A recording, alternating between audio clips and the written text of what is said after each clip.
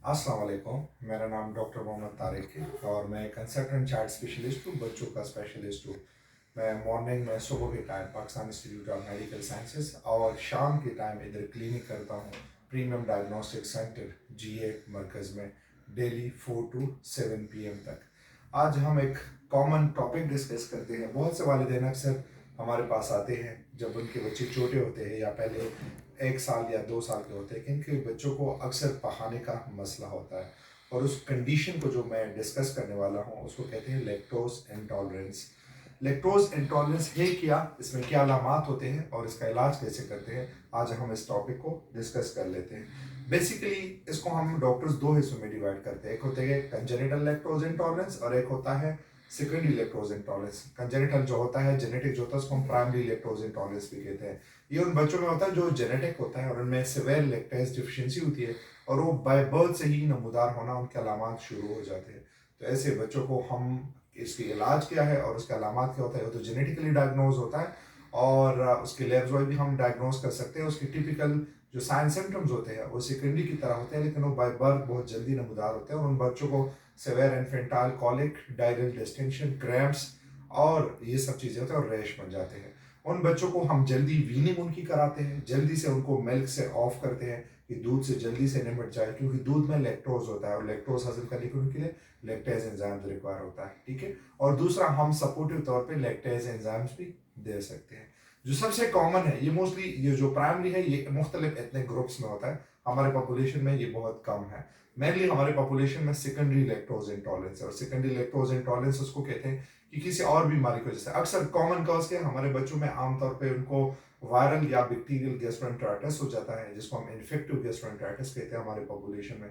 और उसके बाद जब पखाना लंबे अरसे के लिए ज़्यादा ख़राब हो जाता है और उसका पेट ख़राब हो जाता है और स्पेशली हफ्ते 2 हफ्ते से ज़्यादा हो जाते हैं, तो उन बच्चों को लैक्टोज इंटॉलरेंस हो जाती है। ठीक है। या बच्चे अक्सर उनकी गैसेस, माँ बाप ये बताते हैं कि गैसेस ज़्यादा, फ्लैटस जिसको हम कहते हैं, पास करते हैं या पखाने बिल्कुल लंबे हो जाते हैं, तो ये, और अक्सर इन बच्चों का रेश हो जाता है और माँ बाप कहते हैं जैसे ही दूध पिए तो इनका गैस बन जाता है, गैस पास करते हैं और हजम नहीं होता, तो इनको हम सेकेंडरी लैक्टोज इंटॉलरेंस कहते हैं। ये क्यों होता है? बेसिकली जो इंटेस्टाइन है, जो हमारी आंत है, जो छोटी आंत है, जो सबसे लंबी है, इसमें एक अल्लाह ने एक तूलिया की तरह शक्ल बनाया हुआ है जिसको हम ब्रश बॉर्डर्स कहते हैं।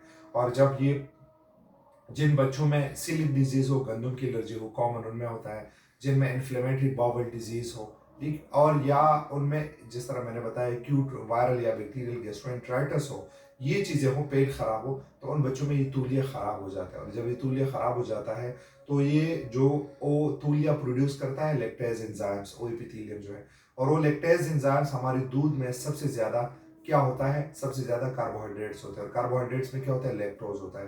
तो वो लैक्टेज एंजाइम्स लैक्टोज हो को हजम करने के लिए होता है।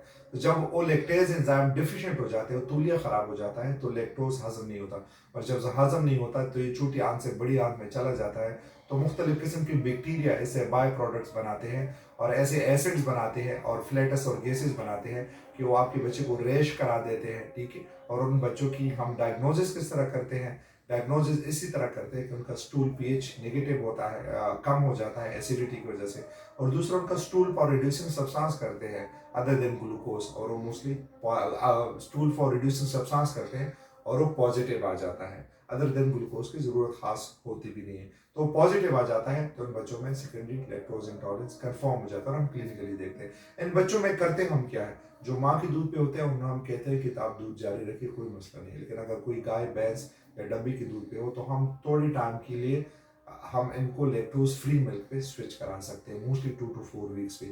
और जैसे उनको टाइम मिलता है और साथ में हम जिंक देते हैं, जिंक इस तूलिया को नॉर्मल करने में मदद देता है, और साथ में हम इवन प्रोबायोटिक जो यूजफुल बैक्टीरिया है वो भी दे सकते हैं, और इनका तूलिया जैसे ही रीजनरेट हो जाए 2 to 4 वीक्स बाद हम दोबारा उनको आम मिल्क पे और आम डाइट पे शुरू करा देते हैं। और अगर बहुत ज़्यादा एपिसोड्स हो तो हम इनको कहते हैं कि आप जल्दी से इन बच्चों में मिल्क से इसको वीन ऑफ कर दें।